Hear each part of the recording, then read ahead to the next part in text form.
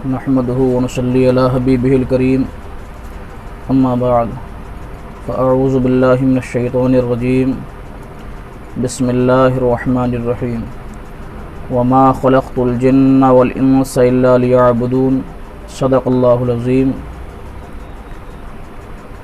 सलातु वस्सलामु अलैका या रसूलल्लाह, सलातु वस्सलामु अलैका या नबी अल्लाह। अज़ीज़ान गिरामी, अल्लाह रब्बुल इज़्ज़त का करम है कि उसने हमें आपको इंसान बनाया और इंसानों में सुन्नी मुसलमान बनाया। अल्लाह ने हमें आपको अपनी बंदगी के लिए चुना। अल्लाह का कुरान कहता है वमा खलक़तुल जिन्ना वल इंसा इल्ला लियअबुदून, हमने इंसान और जिन्नात को अपनी बंदगी के लिए पैदा किया। बाकी सारी चीज़ों को अल्लाह ने इंसान की ज़िंदगी के लिए पैदा किया। किसी कहने वाले ने कहा है जानवर पैदा किए तेरी वफ़ा के वास्ते, चाँद सूरज और सितारे हैं ज़िया के वास्ते, खेतियाँ सरसब्ज़ हैं तेरी ग़िज़ा के वास्ते, सब जहाँ तेरे लिए और तू खुदा के वास्ते। अल्लाह ने हर चीज़ इंसान की ज़िंदगी के लिए बनाई और इंसान को इसलिए बनाया कि वो अल्लाह की बारगाह में अपनी पेशानी को झुकाए और अपने रब को मनाए। यूँ तो हर वो काम जो शरीयत के दायरे में किया जाए इबादत है, मगर सबसे पहले नमाज के बारे में सवाल होगा। मैदान क़यामत में भी सबसे पहले नमाज के बारे में पूछा जाएगा। तो अज़ीज़ों, मैं चाहता हूँ कि नमाज के ताल्लुक़ से कुछ अहम बातें आप हज़रात के सामने रखूँ कि नमाज के लिए क्या ज़रूरी है। इंसान नमाज पढ़ने के लिए आता है, मगर उससे पहले जो कुछ काम वो हैं जो नमाज के लिए ज़रूरी हैं उन्हें ठीक से नहीं कर पाता। इसलिए मैं मुख्तसर सी वीडियो में ये समझाना चाहूँ कि नमाज के लिए पहले किन कामों का करना ज़रूरी है।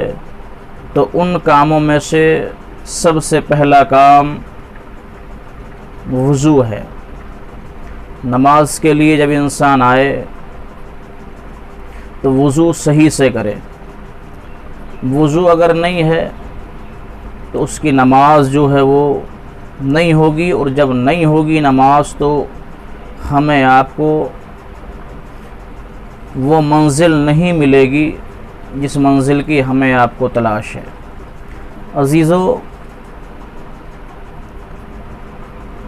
वज़ू बहुत से लोगों से नहीं आता और लोग पूछने में शर्माते हैं। इसलिए मैं चाहता हूँ कि मुख्तसर सी वीडियो में ये अर्ज़ कर दूँ कि किस अंदाज़ से वज़ू किया जाए, आसान करके आपके तरीक़े से आपकी ज़बान में समझाऊँ कि हम और आप जब नमाज के लिए आएँ तो पहले वज़ू करें, और वज़ू करने के लिए जब बैठें तो पहले बिस्मिल्लाह शरीफ पढ़ें, और बिस्मिल्लाह शरीफ पढ़ के पहले गट्टों तक दोनों हाथ धोएं।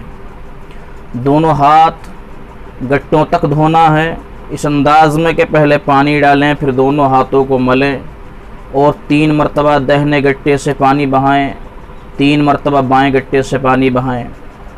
उसके बाद दाहिने हाथ से 3 मरतबा ठीक से कुल्ली करें और 3 मरतबा दाहिने हाथ से नाक में पानी डालें और बाएं हाथ की उंगली से, जिसे हम और आप अपनी ज़बान में कन की उंगली कहते हैं, उसे नाक में डाल के नाक साफ़ कर दें। और उसके बाद हमें आपको चेहरा धोना है। जहाँ से बाल जमते हैं पेशानी के, वहाँ से लेके थोड़ी के नीचे तक, एक कनपट्टी से दूसरी कनपट्टी तक मुँह धोना। उसके बाद कोहनियों समेत दोनों हाथ धोना है। पहले पानी डाला, मला हाथ, फिर इस हाथ पर पानी डाला, मला, फिर 3 मरतबा इस तरीक़े से पानी बहा दिया, फिर 3 मरतबा इस हाथ पर इसी अंदाज में पानी बहा दिया। उसके बाद पानी से दोनों हाथ तर किए और 3 उंगलियों के पेट मिलाए और पेशानी के बालों से शुरू हुए और उसको लगाते हुए पीछे ले गए सिर पे, ताकि हथेली न लगे। और पीछे जाने के बाद इन तीनों उंगलियों को तीनों उंगलियों से अलग कर दिया और हथेली मलते हुए आगे ले आए। इस अंदाज में मसा कर रहे हैं। अब ये 3 उंगली पीछे चली गई, उधर से हथेली वापस आ गई, बची ये 2 उंगलियां जिसे हम और आप शहादत की उंगली और अंगूठा कहते हैं। तो ये जो अंगूठे के पास वाली उंगली है, इससे कान के अंदर का हिस्सा साफ़ कर दें और अंगूठे के अंदर वाले हिस्से से कान का पीछे का हिस्सा साफ़ कर दें और हाथों की पुश्त से गर्दन का मसा करें। उसके बाद दाहिना पाँव 3 मरतबा धोएं, फिर बायां